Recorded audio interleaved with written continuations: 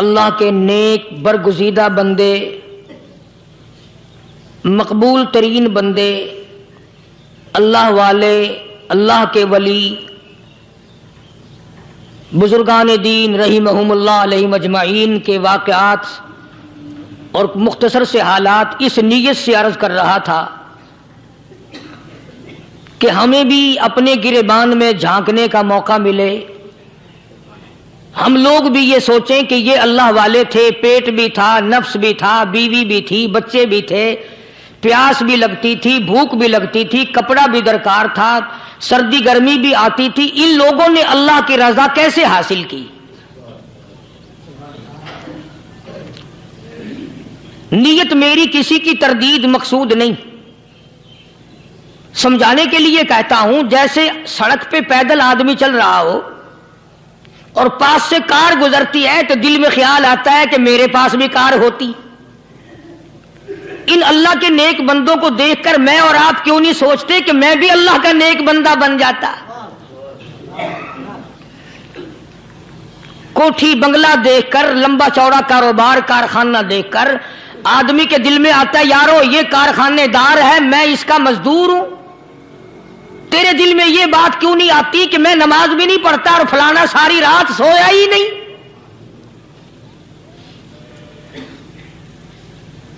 ہم لوگ اپنے معاملات میں، اپنے کردار کے بارے میں آخر کب سوچیں گے وہ کون سی نئی زندگی ملے گی؟ بس ایک دھوکہ لگا ہوا ہے، او جی میں تو گناہگار ہوں میرا کیا، او جی میں تو گناہگار ہوں میرا کیا، یوں کرتا کرتا ہی مر جائے گا، توبہ نہیں کرنی۔ کوئی آدمی پلیت ہو اور وہ یہ کہتا رہے او یار میں تو پلیت ہوں، یار میں تو ناپاک ہوں، میرا کیا میں تو ناپاک ہوں۔ اللہ کے بندے پانی کے پاس جا، غسل کر، پھر ہی تو پاک بنے گا۔ اپنے آپ کو پلیت پلیت کہتا رہے یوں تو پاک نہیں بنے گا۔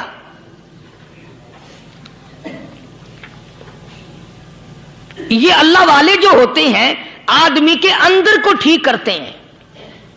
جیسے ڈاکٹر کہتا ہے کہ اگر بلڈ پریشر کے مریض ہو تو نمک نہ کھاؤ، شوگر کے مریض ہو تو میٹھا نہ کھاؤ، بادی کے مریض ہو تو آلو نہ کھاؤ۔ اللہ والا کہتا ہے اگر تمہارے اندر شرک کی بیماری ہے تو خدا کے دروازے کے سوا کہیں نہ جاؤ۔ اللہ والے اندر کا علاج کرتے ہیں، روحانی علاج کرتے ہیں، اس بیماری کا علاج کرتے ہیں جو قبر میں کام آئے گی۔ جب اللہ والوں کی مجلس میں بیٹھو گے تو وہ تمہیں یہ بتائیں گے کہ نبی کی سنتوں کے پھول چھوڑ کر بدعت کے کانٹوں کی طرف نہ جاؤ۔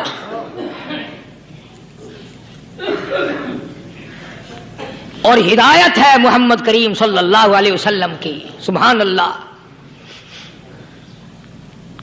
وہ جوان کتنا خوش نصیب ہوگا جو حضور کے ساتھ سواری پہ سوار ہے۔ اللہ اکبر۔ سیدنا معاذ بن جبل رضی اللہ تعالیٰ عنہ کی ذات اقدس ہے،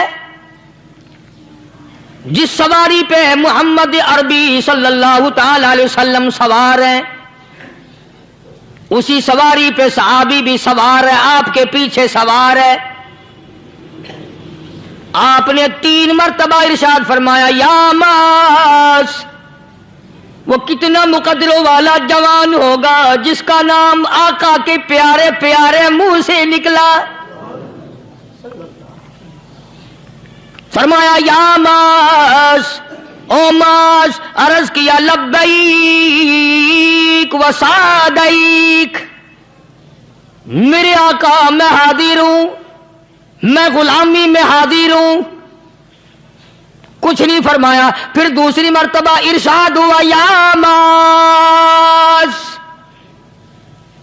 عرض کیا لبیک و سعدیک، کالی کملی والے میں تیری خدمت میں حاضر ہوں، میں غلامی میں حاضر ہوں۔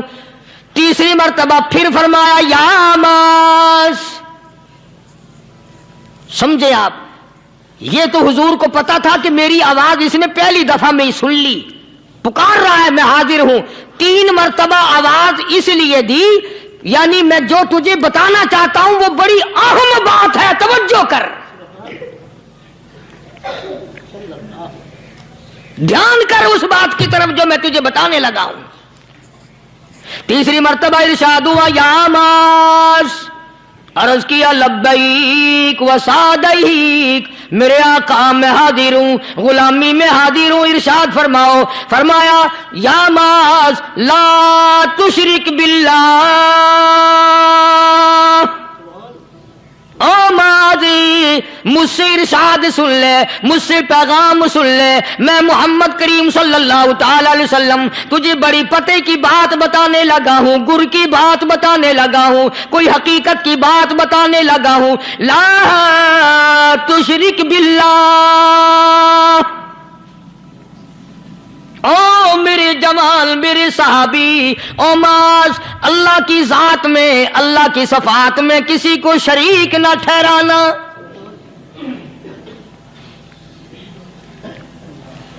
किसी को बिगड़ी बनाने वाला ना समझना, किसी को परेशानी दूर करने वाला ना समझना, जिंदा करने वाला, मारने वाला, फकीर बना देने वाला, फकीर को शहंशाह बना देने वाला, उसके सिवा कोई नहीं।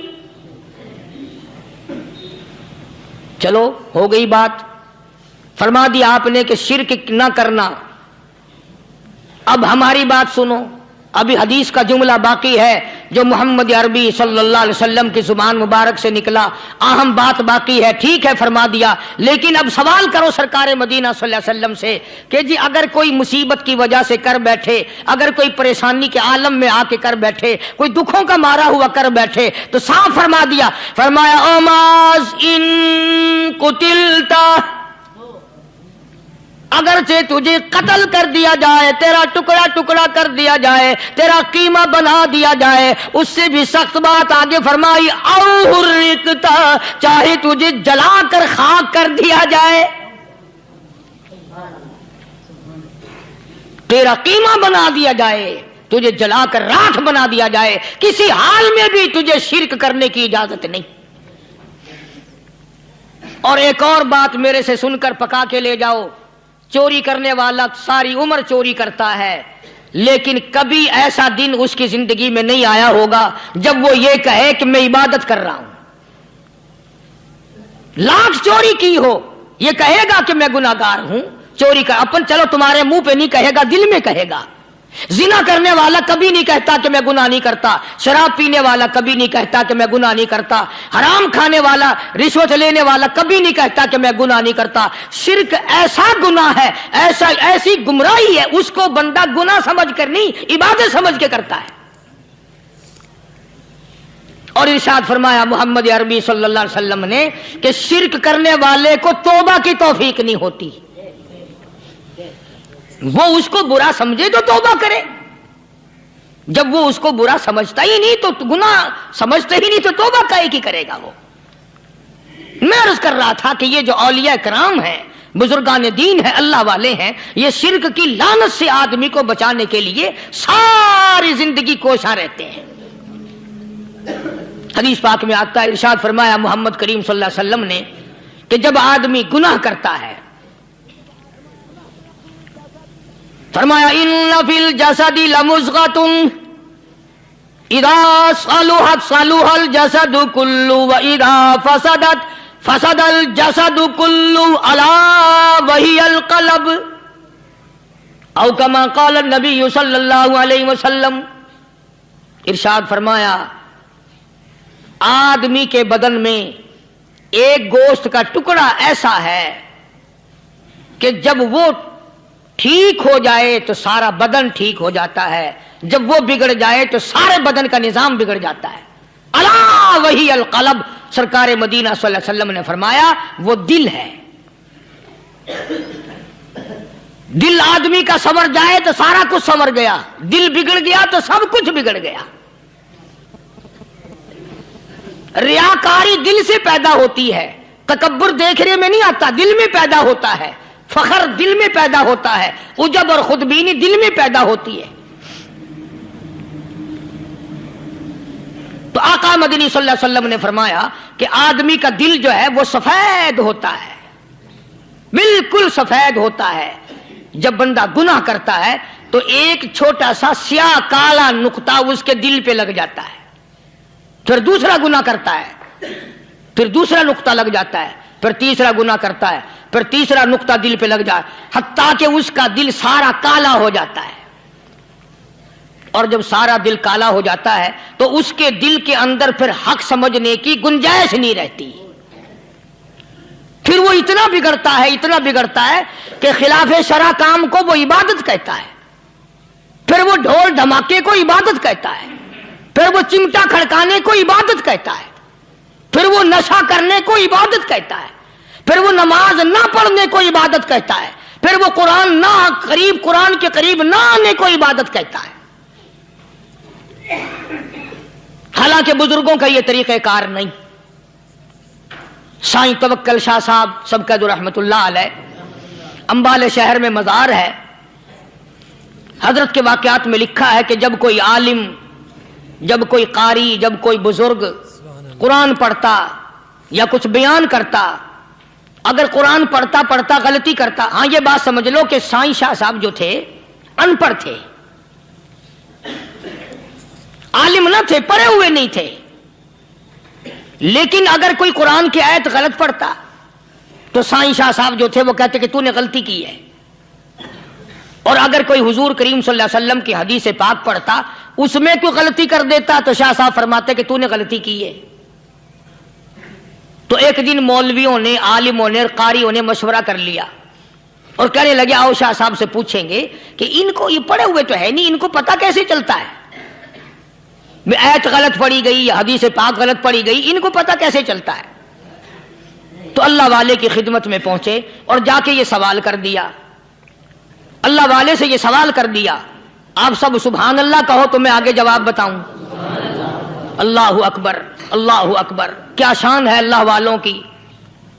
فرمایا تم نہیں جانتے جب کوئی قاری قرآن صحیح پڑھتا ہے، عالم حدیث پاک صحیح بیان کرتا ہے، میں دیکھتا ہوں، میری آنکھوں کو نظر آتا ہے، اس کے سر سے لے کر آسمان تک نوری فرشتوں کی قطار بند جاتی ہے،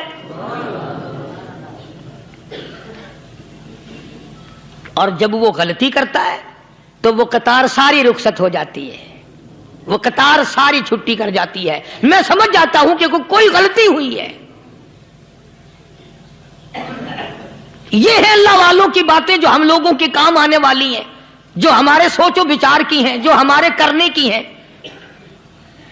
کہ کتنے دن ان حضرات کو فاقے کرنے پڑے، مصیبت جھیلنی پڑی، پریشانی اٹھانی پڑی، تو پرواہ ہی نہیں کرتے تھے۔ مخلوق سے سوال کرنا ان حضرات کے یہاں بہت بری بات تھی۔ بلکہ نفحۃ الیمن ایک عربی کورس کی کتاب ہے، درس میں پڑھائی جاتی ہے عربی مدرسوں میں۔ ہم نے جب سبق پڑھتے تھے تو ایک واقعہ پڑھا تھا کہ کسی پہاڑ کی غار میں ایک اللہ والا رہتا تھا اور اللہ کرتا تھا ہر وقت، اللہ کی طرف سے کھانا آ جاتا تھا اور وہ کھا لیا کرتا تھا۔ تو خدا امتحان بھی کرتا ہے، آزمائش بھی کرتا ہے، دعا کیا کرو اللہ ہماری آزمائش نہ فرمائے، ہم لوگ آزمائش کے قابل کہاں ہیں۔ تو اللہ پاک نے جب اس اللہ والے کی آزمائش فرمائی تو 3 دن تک کھانا نہ آیا، 3 روز تک کھانا نہیں آیا۔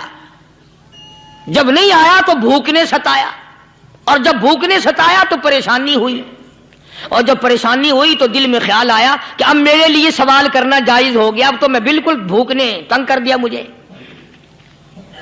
تو پہاڑ سے نیچے اترے اور جا کر کے ایک مکان پہ سوال کر دیا، اور سوال یہ کیا کہ اللہ نام پہ مجھے کھانا چاہیے۔ ان گھر والوں نے 3 روٹیاں دے دی، ان گھر والوں نے 3 روٹیاں دے دی، اور یہ اللہ کا ولی لے کے چل دیا۔ تو جس گھر سے 3 روٹیاں ملی تھی ان کے یہاں ایک کتا بھی تھا، وہ اس ولی کے پیچھے پیچھے لگ گیا اور بھونکار قریب تھا کہ کاٹ کھائے پھاڑ کھائے۔ اللہ کے ولی نے سوچا کہ یہ تو بڑا ظالم کتا پیچھے لگ گیا، 1 روٹی اس کو پھینک دوں، 2 مجھے کافی ہو جائیں گی، یہ پڑا اس کی ہلے لگ جائے گا، مشغول ہو جائے گا، میں نکل جاؤں گا۔ یہ کتاب کی بات ہے، حدیث کی نہیں۔ تو نفحۃ الیمن کتاب میں واقعہ یوں لکھا کہ کتا 1 روٹی کھا کے پھر بھاگ کے اس ولی کو مل گیا اور بہت بھونکار کاٹنے کے قریب ہوا۔ تو پھر اللہ کے ولی نے سوچا کہ یار ایک ہی روٹی کافی ہو جائے گی، یہ تو پھر ظالم پیچھے ہو گیا، اس نے دوسری روٹی بھی اس کو پھینک دی۔ اللہ کی شان، کتا دوسری روٹی کھا کر کے پھر ولی کے پیچھے پیچھے، اس نے سوچا ایسی روٹیوں سے تو یوں ہی بھلے، وہ تیسری بھی پھینک دی، کتے نے تیسری بھی کھا لی، اور جب تیسری روٹی کھا کے کتا بھونکا، اب ولی کھڑا ہو کر غصے میں آ گیا اور کہنے لگا او کتے تجھے شرم نہیں آتی؟ عربی کا لفظ ہے وَمَا عَدِيمُ الْحَيَا، اور بغیرت کمینے، تیرے مالک نے 3 روٹیاں دی تھی، جس دروازے پہ تو رہتا تینوں کھا لی پھر بھی بھونکتا ہے، تینوں روٹیاں میں نے تجھے دے دی پھر بھی بھونک رہا ہے۔ تو یوں لکھا اس کتاب میں کہ اللہ پاک نے کتے کو بھی زبان دی، اور وہ یہ کہنے لگا کہ ولی صاحب ذرا ٹھہرو، خود فیصلہ کرو، تم بے غیرت ہو یا میں بے غیرت ہوں، فیصلہ جناب کریں، میں کتا ہوں آپ ولی ہیں، جنت کے کھانے کھائے، ارے 3 دن نہ ملا تو آدمی کے دروازے پہ آ کے ماتھا گھسایا، جھولی پھیلائی، بھیک مانگی، مجھ سے قسم لے لو میں کتا ہوں، کئی مرتبہ 8 دن ٹکڑا نہیں ملتا، قسم لے لو اس دروازے کے سوا کبھی کسی دوسرے دروازے پہ نہیں گیا میں۔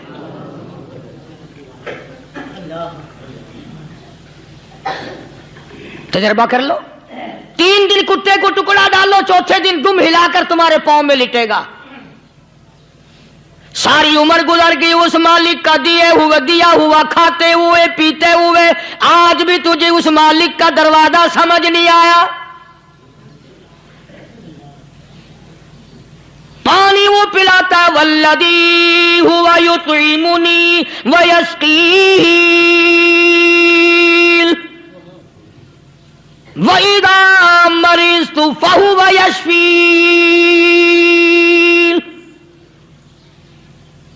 کتنا کھلاتا ہے، کتنے اعلیٰ درجے کے کھانے کھلاتا ہے، طرح طرح کے کھانے کھلاتا ہے،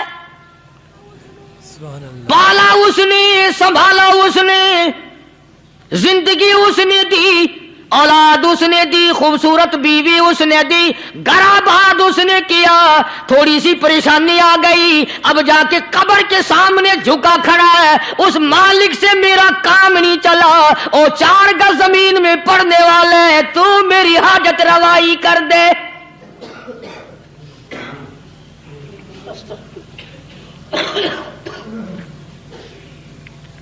کون سے ولی نے یہ تعلیم دی، کون سے ولی نے یہ ترغیب دی؟ خواجہ قطب الدین بختیار کاکی رحمت اللہ علیہ، بابا فرید الدین شکر گنج رحمت اللہ علیہ کا پیر ہے۔ اتنے اللہ والے لوگ تھے، اتنے اللہ والے لوگ تھے۔ خواجہ قطب الدین بختیار کاکی رحمت اللہ علیہ کا آخری وقت دلی شہر میں آ گیا، نہ دولت تھی، نہ کوٹھی تھی، نہ بنگلہ تھا، فقیری، ہائے ہائے، عجیب بادشاہت ہوتی ہے ان لوگوں کی، بادشاہ ان کے دروازوں پہ آیا کرتے تھے۔ خواجہ ابو الحسن خرقانی رحمت اللہ علیہ بزرگ گزرے ہیں، محمود غزنوی کا زمانہ ہے،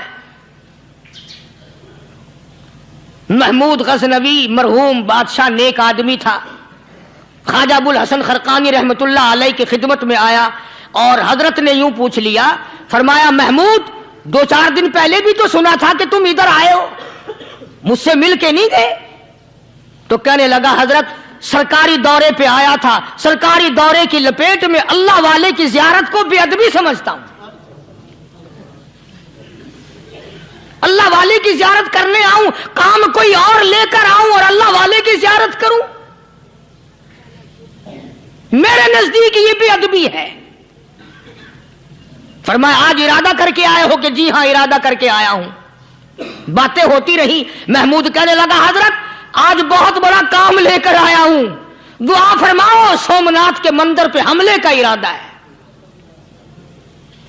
70 راجاؤں کی فوج آئیں گی، 70 بادشاہوں کی فوج آئیں گی، 70 راجا ہندو اپنی فوج لے کر آئیں گے، میں اکیلا مسلمان مقابلے میں آؤں گا، دعا فرماؤ وہ قادر کریم مجھے فتح عطا فرمائے۔ کیسی نیت لے کر آیا کرتے تھے بادشاہ لوگ فقیروں کے دربار میں۔ آج تو اگر کسی ولی کے پاس بھی جاؤ گے، میں نے مولانا عبیداللہ انور مدثلو سے پچھلے دنوں عرض کر دیا، میں نے کہا حضرت آپ اپنے گھر میں ہی رہتے ہیں، باہر نہیں نکلتے، کئی دن لوگوں کو نیکی ملے گی، زیارت ہوگی، تو فرمانے لگے قاری صاحب آپ کو کیا پتا ہے، بس اسی کام کے لیے لوگ آتے ہیں، ہماری اینٹ پڑ دو، ہم نے مکان بنانا ہے، ہمیں دکان کا تعویذ دے دو، ہمارے پیچھے دشمن لگ گیا، ہمارا مقدمہ ہو گیا، اور یوں تو کہنے کوئی بھی نہیں آتا، دعا کر دو اللہ میری قبر میں بھلائی فرما دے۔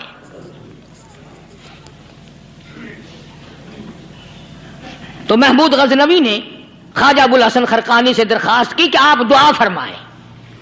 اللہ والے نے دعا بھی فرمائی اور اپنا مصلی دے دیا۔ یوں فرمایا محمود جب مشکل وقت آ جائے اس مصلی پہ کھڑے ہو کر 2 رکعت نماز ادا کرنا۔ پتہ چلا کہ اللہ کی مدد جو ہے وہ نماز کے ساتھ ہے۔ میں تمہیں بھی بتاتا ہوں، ولی تو میں نہیں، جب بھی کوئی پریشانی آئے، جب بھی کوئی تکلیف آئے، فرمایا استعینوا بالصبر والصلاۃ، نماز پڑھو انشاءاللہ آسانی ہوگی، صبر کر، نماز پڑھ، ان اللہ مع الصابرین،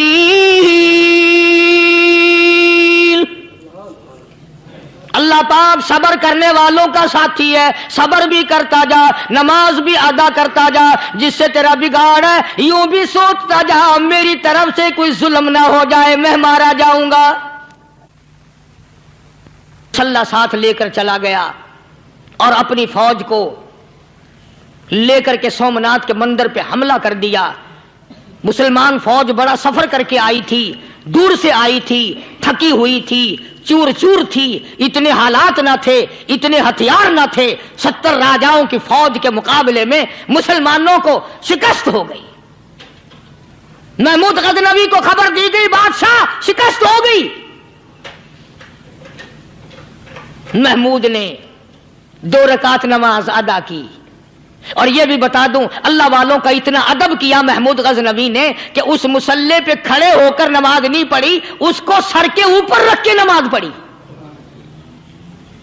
مصلی اللہ والے کا سر پہ رکھ لیا اور نماز پڑھی خدا کے حضور میں، اور پھر سر سجدے میں رکھ دیا۔ او میرے پروردگار بے نیاز خالق و مالک، میں گناہگار سہی، میں سیاکار سہی، میں تیرا بندہ ہوں۔ او میرے مولا مقابلہ کفر سے ہے، حق پرستوں کی نہ کی تو نے گر دل جوئی نہیں، تانا دیں گے بت کے مسلم کا خدا کوئی نہیں۔ او میرے پروردگار آج مجھے ذلیل نہ کر، آج میری شکست نہ کر، آج مسلمانوں کو شکست نہ دے۔ اور بے نیاز پروردگار کافر کہیں گے ان کا خدا کہاں گیا؟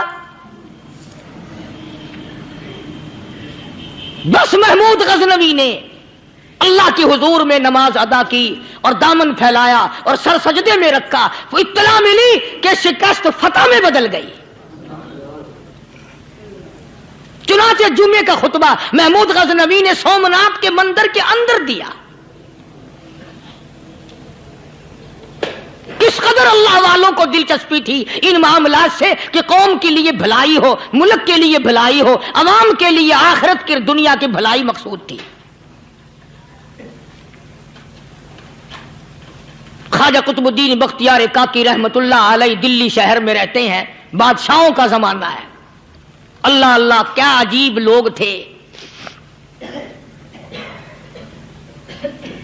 آج تو اچھے بھلے دیندار طبقہ نماز پڑھانے والوں کو نماز کے، غسل کے، وضو کے مسائل معلوم نہیں۔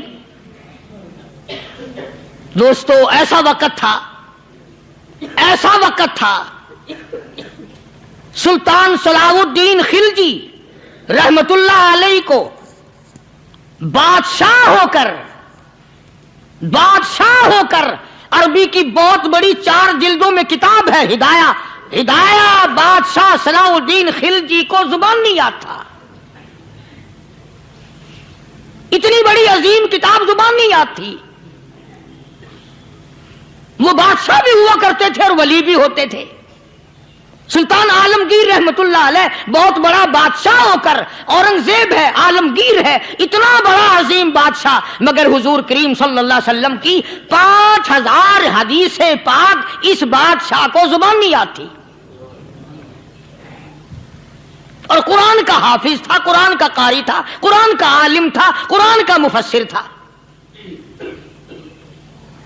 ولی بھی تھا، بادشاہ بھی تھا، اللہ والا بھی تھا، اور اتنا خوف تھا دل میں تمہیں کیا بتاؤں۔ اللہ اکبر، بادشاہ ہو کر کے کپڑا خریدا، مزدوری کر کے کپڑا خریدا بادشاہ نے، اور کپڑا خرید کر اس کی ٹوپیاں اپنے ہاتھوں سے سی۔ عالمگیر رحمت اللہ علیہ نے اس کی ٹوپیاں اپنے ہاتھوں سے سی، اور چاندنی چوک دلی میں کھڑے ہو کر فروخت کی، بیچی، 6-7 روپے جمع کر کے ایک تھیلی میں بند کر کے اوپر لکھا عالمگیر کا کفن ان پیسوں سے خریدا جائے۔ کبھی ہم نے بھی سوچا جو رشوت مارنے والا آدمی ہے، بتاؤ اس کے لیے کفن کہاں سے اچھے پیسے تلاش کر کے لایا جائے گا؟ رشوت کا ہی کفن ملے گا نا۔ جو آدمی ملاوٹ کر کے پیسے کماتا ہے، فنکاری کر کے پیسہ کماتا ہے، دغا اور فریب کر کے پیسے کماتا ہے، تو آج ہمارا کفن بھی صحیح نہیں، کفن بھی دغا والا، فریب والا، ملاوٹ والا۔ بلکہ تم تو کہتے ہو کہ آج کل کھانے کے لیے خالص کچھ نہیں ملتا، میں کہتا ہوں میت کو غسل دینے کے لیے پانی خالص نہیں ملتا، یہ جو ہم موٹریں نلکے لگاتے ہیں یہ پیسے کون سے ہمارے خالص ہیں؟ جو صابن میت کو مل رہی ہیں کون سے پیسوں کا خریدا ہوا ہے؟ جو خوشبو میت کو لگ رہی ہے کون سے پیسوں کی خریدی ہوئی ہے؟ جو کفن پڑ رہا ہے وہ کیسے پیسوں کا کفن ہے؟ اور میں آگے بڑھ کر کے کہتا ہوں جو کندھوں پہ اٹھائے جا رہے ہیں وہ کون سے کتب ہیں، کون سے ابدال ہیں؟ جس نے میت کو غسل دیا ہے کبھی معلوم کیا کہ وہ کتنا بڑا نیک آدمی ہے؟ یہ تو ہمارے آخری وقت کا حال ہے، اور اس طرف کسی کا دھیان نہیں، سوچ نہیں، بچار نہیں، قطعی طور پر اندھے ہو جاتے ہیں۔ او میاں ٹھیک ہے جو کچھ ہو رہا ہے۔ اچھا ایک بات عرض کروں، اللہ تبارک و تعالیٰ کے یہاں جب ہم جائیں گے، اگر اور سارے معاملات کو چھوڑ دو، اللہ پاک یہی پوچھ لے کہ میاں یہ کفن جو پہن کے آیا یہ کیسا ہے؟ یہ جو کفن پہن کے آیا یہ کیسا؟ ہم کیا جواب دیں گے؟ بادشاہ عالمگیر رحمت اللہ علیہ نے تھیلی پہ لکھ کر کے بند کر کے رکھ دیا، جب میرا انتقال ہو جائے، میری موت آ جائے، جب میں دنیا سے رخصت ہو جاؤں، جب میں دنیا سے چلا جاؤں، میرا آخری لباس جو میں نے ساتھ لے کے جانا ہے، وہ شادی کے جوڑے دنیا تیار کرتی ہے، سفر کے جوڑے دنیا تیار کرتی ہے، غیر ملکوں میں جانے کے لباس دنیا تیار کرتی ہے، ادھر ادھر جانے کے لیے، تقریبوں میں جانے کے لیے جوڑے لباس پوشاک دنیا تیار کرتی ہے۔ اور میں کہتا ہوں لوگوں، قبر کی پوشاک ہم کب تیار کریں گے؟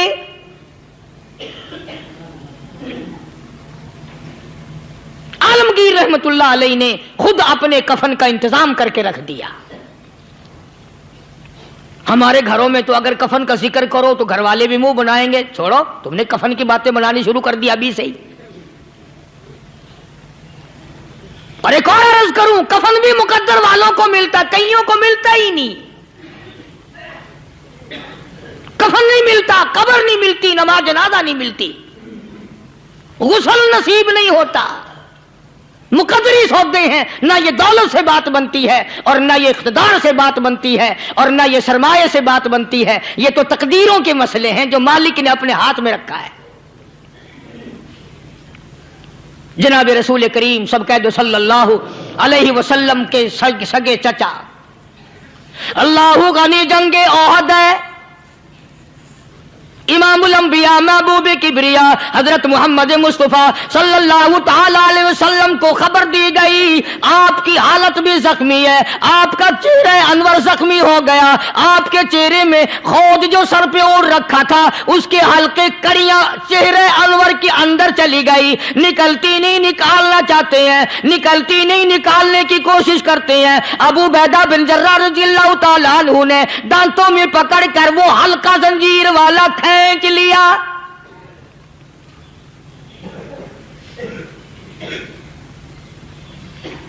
اللہ غنی ادھر خون کا پھوارا چھوٹا، خون کا پھوارا چھوٹا. اللہ، عرش الہی سے آواز آئی، جبریل. پل جھپکنے کے برابر جبریل ساری دنیا کا نظام طے کر سکتا ہے. توجہ، اللہ نے آواز دی، جبریل. عرض کیا حضور. فرمایا یاد رکھ، اگر میرے محبوب کا خون زمین پہ گر گیا تو پھر تو جبریل کا آئے گا. سدرۃ المنتہا سے سیکنڈ تو بڑی چیز ہوتی ہے، پل جھپکنے سے پہلے جبریل نے آ کر اس خون کو سنبھالا ہے. اتنی عظمت ہے سرکار مدینہ صلی اللہ علیہ وسلم کی اللہ تبارک و تعالیٰ کے یہاں اور ہر پیغمبر کی. ابراہیم علیہ الصلوۃ والسلام کو وقت کے بادشاہ نے منجنیق میں بٹھا کر یوں آگ میں پھینک دیا، اس منجنیق میں سے، پنگوڑے میں سے خلیل نکل چکا. آواز آئی جبریل. جواب ملا حضور کہ میرا خلیل کو کیا ہوا؟ حضرت جبریل کو حکم ہوا، یاد رکھ اگر خلیل کا ایک بال بھی جل گیا تو جبریل کس کام کا؟ اللہ تبارک و تعالیٰ کے فرشتے نے پہلے پہنچ کر آگ پہ پر بچھا دیے.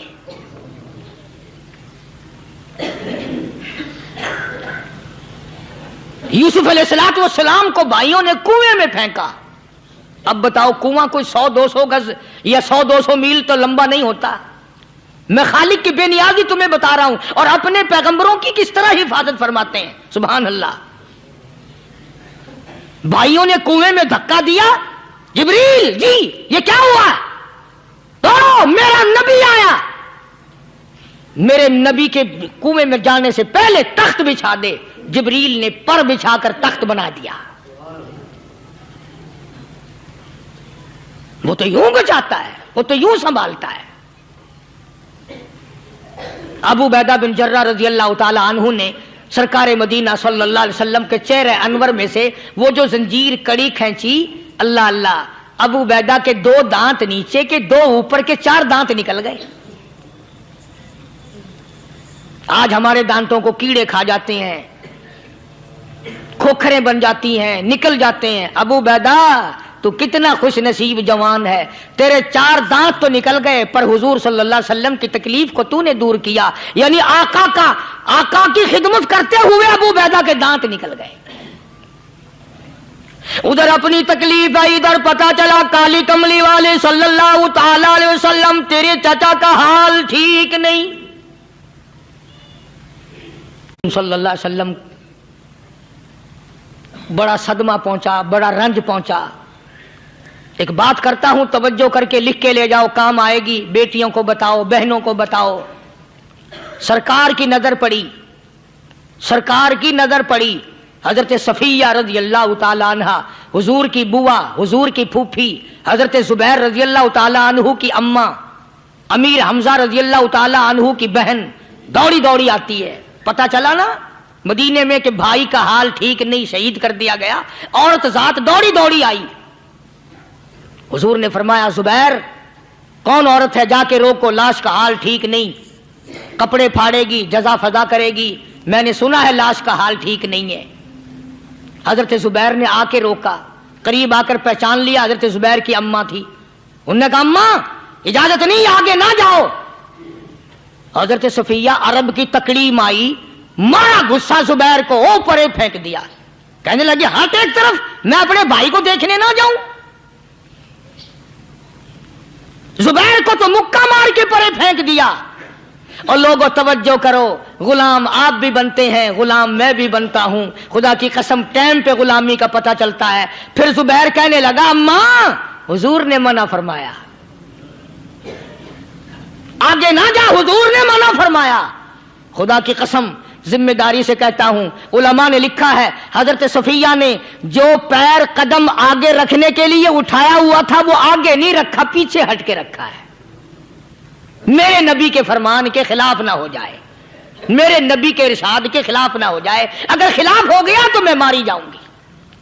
اور وہیں رک گئی، کہنے لگی اور زبیر بیٹے جاؤ، میرے محبوب سرکار مدینہ صلی اللہ تعالی علیہ وسلم سے جا کے کہو میں نے لاش کا حال سن لیا ہے، مجھے سب کچھ پتہ چل گیا ہے، جا کے کہو بے شک میں عورت ہوں لیکن گھبراؤں گی نہیں، جب سے میں نے تیرا کلمہ پڑھا ہے میں نے صبر کرنا بھی سیکھ لیا ہے۔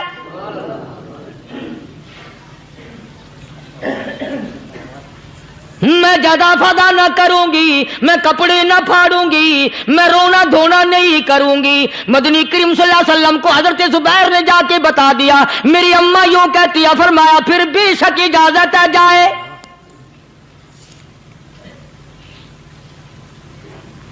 آج کی کوئی مائی ہوتی اتنا حال دیکھ کر بھائی کا نہ جانے ہارٹ فیل ہو جاتا۔ صفیہ نے آ کے دیکھا اپنے بھائی سیدنا امیر حمزہ کے دونوں کان نہیں، ناک نہیں، لب نہیں، 11 ٹکڑے ہوئے پڑے ہیں، روتی نہیں، گھبراتی نہیں، دھڑام سے گرتی نہیں، چہرہ نہیں پیٹتی، ماتم نہیں کرتی، کھڑی ہو گئی، کہنے لگی آ میرے پروردگار میرے بھائی کی قربانی قبول فرما، میرے بھائی کی قربانی کے صدقے میں میرا بھی بیڑا پار کر دے۔ اور خبر تو مل گئی تھی نا کہ کپڑے بھی اتار کر لے گئے، بغل میں سے 2 چادریں نکالی ہیں، بغل میں سے 2 چادریں نکالی کہ میرے بھائی کو کفن دے دینا۔ یوں جو نظر پڑی ایک انصاری نوجوان رضی اللہ تعالی عنہ، وہ بھی ننگا پڑا ہے، کافر اس کو بھی شہید کر کے گر گئے۔ مسلمانوں ذرا اندازہ لگاؤ، یہ بھی مسلمان تھے، یہ بھی نبی کے عاشق تھے، یہ بھی دیوانے تھے، ایسے وقت میں بھلا ایسی بات کس کو سوجھے؟ ماں جایا بھائی ہو، سگا بھائی ہو، اچھی محبت اور تعلق ہو بہن بھائی کا، اور سید الشہداء حضور نے فرمایا ہو وہ ننگا پڑا ہے، 11 ٹکڑے ہوئے پڑے ہیں، ایسے وقت میں ایسی بات کون سوچے؟ صفیہ کہنے لگی لوگوں ایک چادر اس بھائی کو دو جو میری ماں کے پیٹ سے پیدا ہوا، ایک چادر اس بھائی کو دو جو محمد کے کلمے نے میرا بھائی بنا دیا ہے، جو میرے نبی نے میرے کے کلمے نے میرا بھائی بنا دیا ہے۔ کل قیامت میں خدا یہ نہ فرما دے صفیہ کفن دینے آئی، خیرات دینے آئی تو اپنے کو دے کے چلی گئی۔ اب ان میں ایک چادر ہے چھوٹی اور ایک ہے بڑی، پھر کہنے لگی میری چادریں واپس کر دو، ایسا نہ ہو میرے بھائی کو بڑی مل جائے دوسرے بھائی کو چھوٹی مل جائے، اللہ پاک کل یہ نہ فرما دے اگر کفن دینے بھی آئی تو اپنے کو بڑی دوسرے کو چھوٹی، یہ اللہ کی رضا والا تو کام نہیں۔ قرہ اندازی کی، سگے بھائی سیدنا امیر حمزہ رضی اللہ تعالیٰ عنہ کے حصے میں چھوٹی چادر آئی اور اس انصاری جوان کے حصے میں بڑی چادر آ گئی۔ چنانچہ جب محمد عربی صلی اللہ تعالی علیہ وسلم تشریف لائے تو حضور کو اتنا صدمہ پہنچا، میری مستقل کیسٹ ہے سیدنا امیر حمزہ رضی اللہ تعالیٰ عنہ کے عنوان پر، آپ لوگ اسے خرید کے سنیں۔ تم بھی کہتے ہو کہ ہم نے اسلام کی بڑی خدمت کی، ہم نے قرآن کی بڑی خدمت کی، ہم نے علماء اور طالب علموں کی بڑی خدمت کی، ہم نے مسجد اور مدرسوں کی بڑی خدمت کی۔ میں یہ کہتا ہوں آؤ دیکھو تو صحیح کہ ان حضرات نے کہاں تک قربانیاں دی ہیں۔ حضور نبی کریم صلی اللہ تعالی علیہ وسلم جب اپنے پیارے چچا کی لاش پہ آئے، چہرے پہ نظر پڑی دونوں لب نہیں، کالی کملی والے صلی اللہ تعالی علیہ وسلم نے منہ میں جھانک کر دیکھا تو زبان نہیں، ذرا نیچے کو نظر کی پیٹ میں جگر اور کلیجہ نہیں، دونوں ہاتھ نہیں، دونوں کان نہیں۔ یہ حال دیکھ کر حضور صلی اللہ علیہ وسلم کو چکر آ گیا، زمین پہ تشریف فرما ہو گئے، اور پھر بلکہ یہاں تک لکھا ہے کہ آپ نے یوں فرمایا او میرے مالک اگر صفیہ مائی میری بوا پھوپھی یہاں نہ ہوتی تو میں یہ ٹکڑے بھی نہ اٹھاتا، اگر تو یوں ہی راضی ہے تو میں بھی یوں ہی راضی ہوں۔ اور پھر جب ان ٹکڑوں کو جوڑا گیا تو صحابہ نے عرض کیا یا رسول اللہ صلی اللہ تعالی علیہ وسلم، امیر حمزہ قداور آدمی تھا، لمبا تکڑا بہادر آدمی تھا، حالت یہ ہے چادر چھوٹی ہے بھی ایک ہی، اگر سر ڈھانپتے ہیں تو پیر کھل جاتے ہیں، پیر ڈھانپتے ہیں تو سر کھل جاتا ہے۔ حضور نے فرمایا سر کو چھپا دو، پیروں پہ میرے چچا کے درختوں کے پتے ڈال دو۔ میں یہ عرض کر رہا تھا کہ اللہ والے ہر وقت میں آدمی کی اصلاح کی کوشش کرتے ہیں، اسے بنانے کی کوشش کرتے ہیں، اسے سمجھانے کی کوشش کرتے ہیں۔ اللہ تبارک و تعالی ہر مسلمان کو توفیق دے کہ وہ اپنی زندگی بھر اللہ والوں کی خدمت میں جانے آنے کی، قرآن کی خدمت کی ہر وقت پروگرام بنائے، نیت خیر رکھے۔ کیوں؟ اس لیے اسی کو کہتا ہے کہ لیے پھرتی ہے بلبل چونچ میں گل، لیے پھرتی ہے بلبل چونچ میں گل، اور ڈھونڈتی ہے شہید ناز کی تربت کہاں ہے، تلاش کرتے ہیں جانور پرندے کہاں پر اللہ کی رحمت برس رہی ہے۔ تو ہمیں بھی اللہ کی رحمت کا طالب ہونا چاہیے، اللہ کی رحمت کا متلاشی ہونا چاہیے۔ اللہ پاک مجھ پہ اور آپ سب پر، ساری امت پر اپنا کرم فرمائے۔ آسمانی کتابیں نازل فرمائی، اسی کو لوگ زیادہ چمکاتے ہیں۔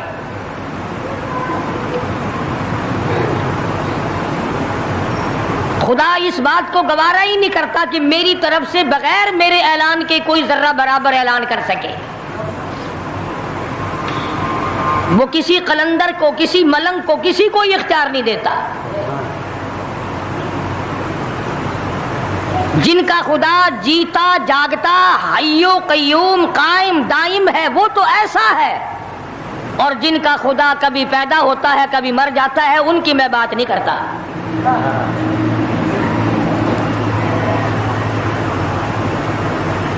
پروردگار عالم نے ایک طریقے کا سوال کر دیا، اگر تم میرے معاملات میں شریک کار بنتے ہو تو آؤ پھر ایک ناخون بنا کے دکھاؤ،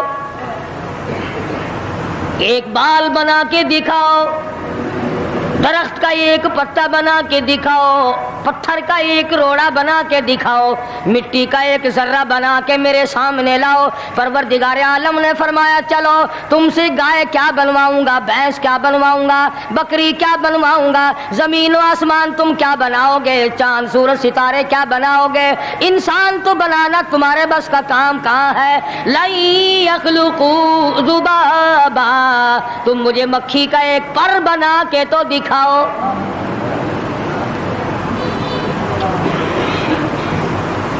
فرمایا جس کے دل میں توحید و ایمان یقین کی دولت جم جاتی ہے، وہ لوگ تو دنیا ہی میں ایمان کا مزہ چکھتے رہتے ہیں، ایمان کی لذت آتی ہے۔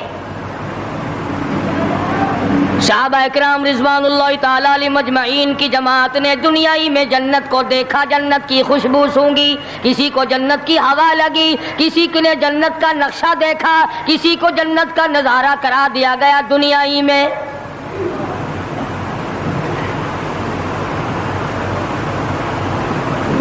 خوش نصیب تھے وہ لوگ جنہوں نے محنت سے اپنی آخرت کو بنایا، اپنی قبر کو بنایا، اپنی تمام تر زندگی میں کبھی بے فکری سے بسر نہ کی، رات کو سوچا، دن کو سوچا، صبح کو خیال کیا، شام کو خیال کیا۔ یہ ناپائیدار زندگی ہے، یہ ختم ہونے والی زندگی ہے، اس لیے مجھے دائمی زندگی کی کچھ تیاری کرنی چاہیے۔ ان لوگوں نے کمائی کی اور محمد کریم صلی اللہ تعالی علیہ وسلم کے ساتھ رہے، دنیا ہی میں ان کو جنت کے مزے آیا کرتے تھے۔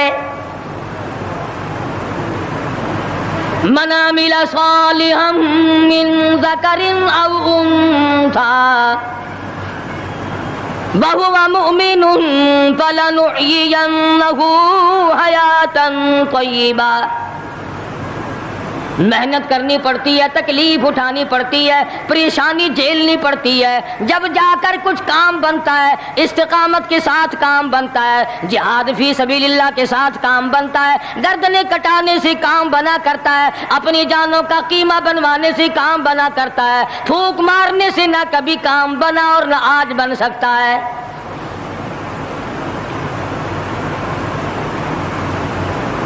علماء کرام میں بے شمار لوگ اس قسم کے آئے جو استقامت کا پہاڑ ثابت ہوئے۔ ان میں سے بعض نے یہ لکھا ہے کہ بعض مرتبہ کھانے میں ایسا مزہ آتا تھا جیسے جنت کے کھانے کا مزہ آتا ہے۔ شاہ عبد الرحیم صاحب رائے پوری رحمہ اللہ، خدام نے عرض کیا حضرت پورا مہینہ گزر جاتا ہے رمضان المبارک کا، کچھ دو چار نوالے دو چار لقمے کھا تو لیا کرو۔ تو فرمانے لگے میں اللہ پاک کا قرآن کریم دن کو پڑھتا ہوں، رات کو پڑھتا ہوں، سارا دن تلاوت کرتا ہوں، ساری رات تلاوت میں لگا رہتا ہوں، اور لوگوں تمہیں کیا معلوم ہے جب میں خدا کا قرآن پڑھتا ہوں میرے منہ میں جنت کے پھلوں کا مزہ آتا رہتا ہے۔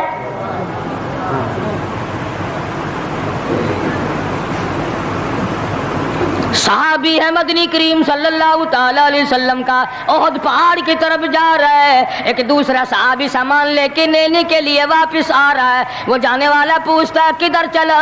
کہتا ہے مجھے فلانا کام ہے۔ پوچھا تم کہاں چلے؟ کہتا رب ذوالجلال کی قسم احد پہاڑ سے جنت کی خوشبو آ رہی ہے۔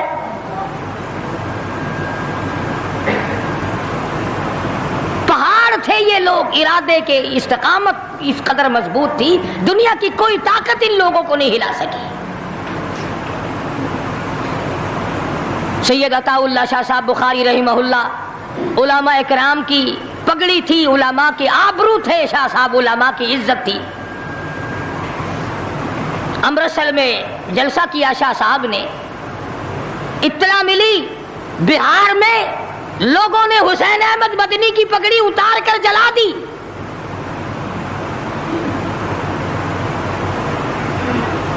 بخاری نے جلسہ کیا، لوگوں نے جستجوانہ نگاہوں سے دیکھا کہ آج بخاری سٹیج پہ ننگے سر کیوں آیا؟ فرمایا ہاں ہاں جو کچھ نگاہوں سے پوچھ رہے ہو سمجھ گیا ہوں، تم یہی کہتے ہو نا کہ میں ننگے سر کیوں آیا ہو؟ جب حسین احمد کی پگڑی تم نے اتار دی، بخاری اوڑھ کر آنے والا کون ہوتا ہے؟ آج تک دیکھو ان بہاریوں کو تم کہاں کہاں یہ دھکے کھاتے پھرتے ہیں۔ مولانا حسین احمد مدنی رحمت اللہ علیہ کی پگڑی اتاری، پیروں کے نیچے بلی اور جلا دی، داڑھی میں شراب پھینکی، بے عزتی کی، پتھر مارے۔ جو سب سے آگے تھا صبح کو تالاب میں نہانے گیا، پیر اوپر ہے سر نیچے ہے، لوگ کہنے لگے بلے بلے اتنا لمبا سانس، بہت دیر ہو گئی۔ جب آدھا دن گزرا لوگوں نے جا کے دیکھا حضرت دنیا سے تشریف لے جا چکے تھے، وہ مر چکا تھا، پاؤں اوپر سر پانی میں ڈوب کے مر گیا۔ اس طرح سے غرق کیا خداوند عالم نے، کیا میرے ولی کی توہین کرنے والوں تم بچ کے نہیں جا سکتے۔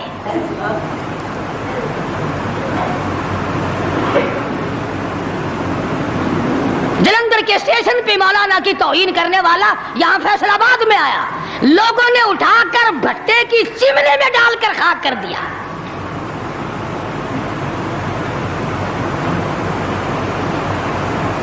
اللہ والوں کی توہین بشرطے اللہ والا ہو، ڈھنگ والا نہ ہو، فریب والا نہ ہو، ٹھگی والا نہ ہو، کتے بلی والا نہ ہو، اللہ والا ہو، خدا اس کا انتقام لیتا ہے۔ کلکتے میں مولانا ابوالکلام آزاد رحمہ اللہ کی بیگم بیمار ہے، مولانا ابوالکلام آزاد رانچی جیل میں ہے۔ بیگم آزاد نے خط لکھا، اطلاع دی میں بڑی شدید بیمار ہوں، ایسا معلوم ہوتا ہے میرا آخری وقت ہے، مجھے آ کر کے مل جاؤ، بڑی جلدی ہے، میری بڑی تمنا ہے، بڑی آرزو ہے۔ مولانا نے جواب دے دیا اگر تیرا آخری وقت قریب ہے کلمہ پڑھتی چلی جا، استغفار کرتی چلی جا، قرآن کریم کی تلاوت کرتی کرتی رخصت ہو جا، اللہ اللہ کرتی رخصت ہو جا، میں تجھ سے ملنے کے لیے انگریز ظالم کے سامنے ضمانت کی بھیک مانگنے کو تیار نہیں۔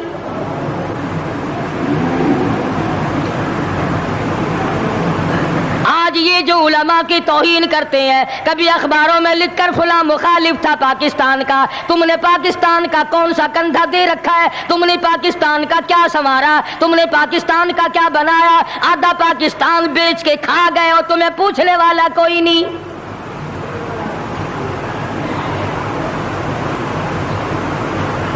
مولانا ابو الکلام آزاد رحمہ اللہ نے جواب دے دیا، وہ ایسے خوددار لوگ تھے، وہ ایسے اللہ والے لوگ تھے کہ انہوں نے ظالم کے سامنے ضمانت کی بھیک مانگنے سے انکار کر دیا۔ اور یہ صرف ایک یہ نہیں، اس قسم کے ہزاروں تھے۔ مسٹر ٹامسن فرانسیسی مورخ لکھتا ہے، دلی کے چاروں طرف، دلی سے آگرہ تک، دلی سے پانی پت تک، دلی سے مراد آباد تک، دلی سے غازی آباد تک، چاروں طرف کم سے کوئی درخت کا ٹہنا ایسا نہ تھا جس پہ کسی عالم دین کی لاش نہ لٹکی ہو۔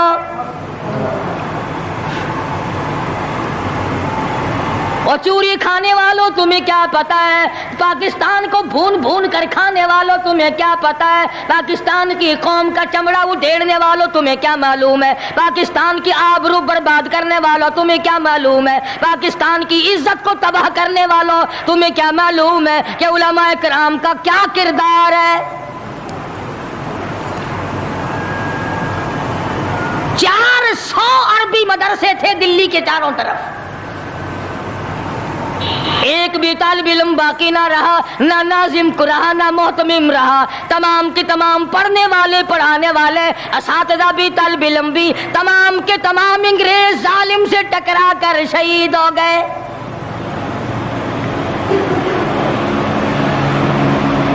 مولانا ابو الکلام آزاد رحمہ اللہ نے جواب دے دیا، بیگم آزاد کا انتقال ہو گیا،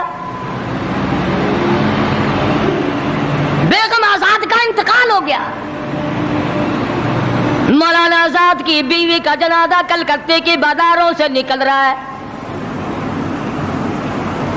وہ مسلمان جو انگریز کا پیشاب چاٹا کرتے تھے، جو انگریز کی لید چاٹا کرتے تھے، انگریز کے گھوڑوں کی، میموں کا تھوک چاٹنے والے مسلمان بیگم آزاد کے جنازے پہ لٹھ برسائے، لٹھ مارے مولانا آزاد کی بیگم کے جنازے پہ۔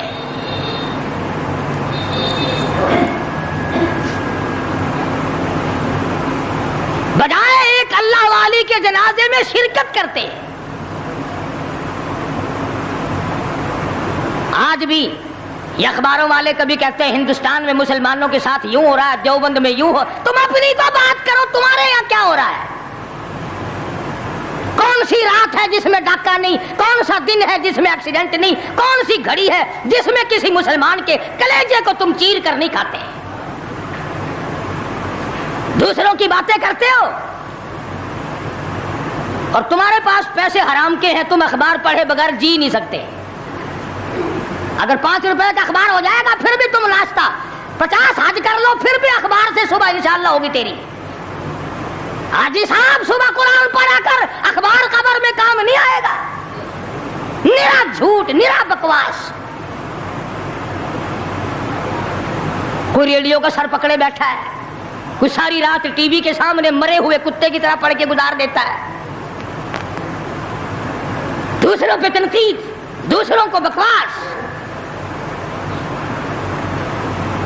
مولانا ابو الکلام آزاد رحمہ اللہ کی بیگم کا جنازہ گزر رہا ہے، لوگوں نے لٹھ مارے، مسلمانوں نے مارے، کلمہ گو نے مارے، مسلمانوں کی آل اولاد نے لٹھ چلایا۔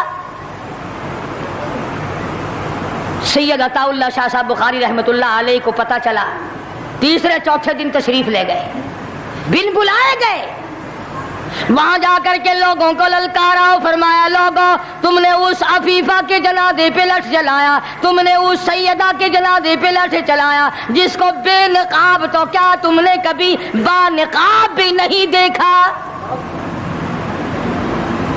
لیڈر کی بیوی تھی، عالم کی بیوی تھی، بہت بڑے سیاستدان کی بیوی تھی، کلکتے کے لوگوں نے مولانا ابو الکلام آزاد کی بیوی کو کبھی بغیر پردے تو کیا پردے میں بھی نہیں دیکھا۔ آج تو جب تک ساتھ لے کر بازار میں سے گزر نہ جاؤ اس وقت تک لیڈری نہیں چمکتی، کم سے کم پتہ تو چلنا چاہیے نا اس کے گھر میں مال کیسا ہے۔ اور اب تو بلکہ جب نکاح ہوتا ہے تو اسی وقت دلہے دلہن کا اخبار میں فوٹو آتا ہے کہ دلہا کس بھاؤ کا، دلہن کس بھاؤ کی ہے۔ شرم نہیں آتی مسلمان کہلاتے ہوئے۔ ادھر کی بارات میں بھی حاجی، ادھر کی بارات میں بھی مسلمان اور نمازی، بھئی یہ کیا حرکتیں ہو؟ ارے بس लड़के वड़के है ना, छोकरे वोकरों के काम है ये। क्या कयामत में कब्र में गुजारा हो जाएगा यूं ही? अल्लाह पूछेगा कि तुम क्या क्या बदमाशियां किया करते थे? अब जी हम तो बड़े नेक आदमी थे, हमारे लड़के बड़े हरामी थे, वो यूं किया करते थे। कैसे काम चलने लगा? सैयद अताउल्लाह शाह साहब बुखारी रहमतुल्लाह अलैह ने ललकार के कहा, तुमने उस अफीफा की बेइज्जती की, तौहीन की, सैयदा की तौहीन की, जिसने कभी तुमने कभी उसको बेनकाब तो क्या बानकाब भी नहीं देखा, बुर्के के साथ भी नहीं देखा। फरमाने लगे, मेरी निगाह, मेरी नजर, मेरी आंख देख रही है कि तुम्हारी लाशों को कलकत्ते के बाजारों में कुत्ते घसीट रहे।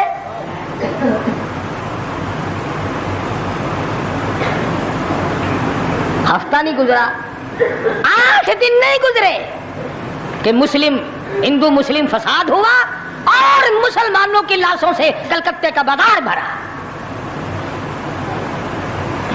जब मुकाबले का वक्त आता फिर नहीं ये जाते। जो सबसे बड़े ईमान के ठेकेदार है, इस्लाम के ठेकेदार है, बहुत बड़े, इनसे कभी तो पूछ लिया करो कि तुम में से अफगानिस्तान कितने हजरात तशरीफ ले गए हैं, फलस्तीन कितने गए हैं, क्या करेंगे अफगानिस्तान जाके, क्या करेंगे फलस्तीन जाके? यही जुमेरात को 2 प्लेटें और ज्यादा साफ कर लेंगे। जब मकसद खाना ही है। वो एक मौलवी बीमार हो गया बेचारा, तो डॉक्टर के पास ले गए बड़ी मुश्किल से चारपाई पे डालकर, तो वो इतनी सी पियाली में मिक्सर बना के लाया दवा का। उन्होंने कहा हजरत ये पी लीजिए। कहने लगा, बौले अगर इतनी जगह होती तो 1 प्लेट और ना डाल लेता? किधर है जगह दवा की? जिनका मकसद सिर्फ खाना, जिनका मकसद सिर्फ पीना है, वो क्या करेंगे इधर उधर जा आकर? क्या कर दे उनको?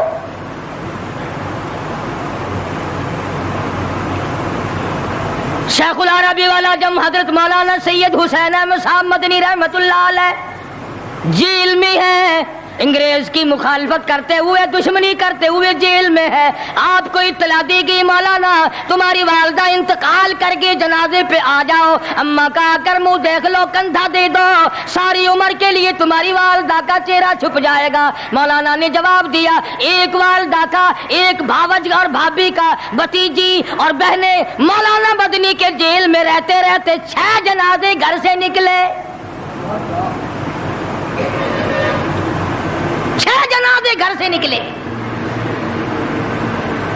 हर वक्त इत्तला दी गई, तशरीफ लाओ, आके जनाजे में शिरकत करो, अम्मा का चेहरा देख लो, अम्मा को अपने हाथों से दफन कर दो। मौलाना ने जवाब दिया, अल्हम्दुलिल्लाह अल्लाह पाक ने मुझे तौफीक बख्शी है, मैं यहीं बैठा दुआ करूंगा। ओ मेरी वालदा, अल्लाह के यार रुखसत हो जा, अल्लाह तेरी कब्र को जन्नत का बाग बनाए, अल्लाह पाक आखिरत बेहतर बनाए, दुनिया से ईमान की दौलत साथ ले जाने की तौफीक अता फरमाए। पर मैं तेरी ज़ियारत के लिए, मैं तेरे जनाजे में शिरकत के लिए अंग्रेज जालिम से जमानत की भीख मांगने को तैयार नहीं।